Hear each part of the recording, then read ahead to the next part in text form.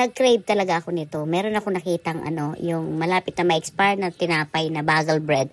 2 bagel bread lang yung ginawa kong yan. Tapos, yung nag-prepare ako ng hiwain mo lang, ilagay mo sa blender, lagyan mo ng 4 na itlog, at saka 1 cup na 1 cup of milk. Tapos, lagyan mo ng vanilla. Tapos, i-blender mo lang siya. So, ayun.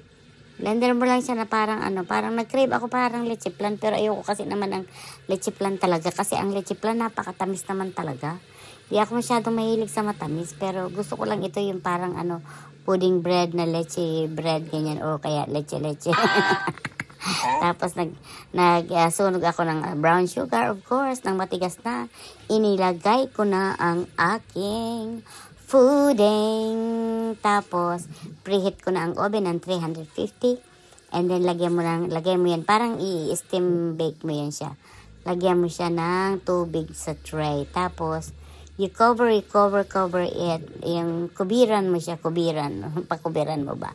Tapos, habang ako ay naghihintay ng oras na maluto ang aking niluluto, ako ay nagtutupi ng mga labahan. So, ito na nga, check one. Ayan, okay na siya. At aking pinakulob, pinataob. So, isang tray para medyo okay naman. Ang aking pagkaluto ay parang okay na okay. At parang napakalambot naman talaga. Na, talagang yung craving ko, halos kalahati ang nakain ko dyan. Kasi maliit lang naman yung tray na yan eh. Parang yung malaki lang yung layer. Medyo malaki lang ito sa lanera ng leche flan. Pero nakain ko niyang kalahati. Alam niyo sa totoo lang, medyo kulang ang syrup. Kasi, hindi ko alam bakit hindi ko natansya ang syrup na masyado. So, ayan. Yan na nga siya. Tingnan mo, gumagalaw-galaw pa siya. Paggalawin mo yan. Yan na, kalog-kalogin mo para gumalaw-gumalaw. Ayan na yon. Kung wala kayong magawa dyan sa Pilipinas at meron kayong mga lumang tinapay, napakakunti lang ng kailangan. Lumang tinapay lang, hiwa-hiwain, lagyan ng itlog, lagyan ng fresh milk o kahit na anong gatas, i-blender, and then, nakalimutan ko, lagyan nyo ng asukal, of course. Wag lang masyadong matamis. Tapos kaya ng asukal na pula. Ayan, parang leche talaga, leche flan.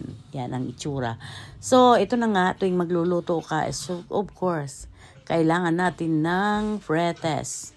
Ang fretes na yan ay isang slice lang muna ang fretes, tapos maya kinain ko ang 2 pang slice. So, naubos ko yan. Tapos, anong nangyari, nang ipapasok ko sa freezer, sa ref, nadulas, nahulog, natapon.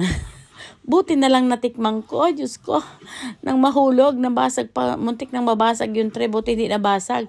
Nalurak lang yung tinapay kasi masyado siyang malambot, talagang pagbagsak niya sa floor, wala na akong maisalba. Buti na lang nabusog ako, ay nakakain ako at nabusog din ako. So, ayun lang guys, try nyo. Masarap siya at malambot. So guys, thank you for watching. Para siyang leche flan.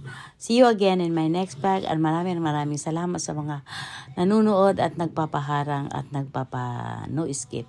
So thank you guys, and Happy New Year to everyone. Bye guys.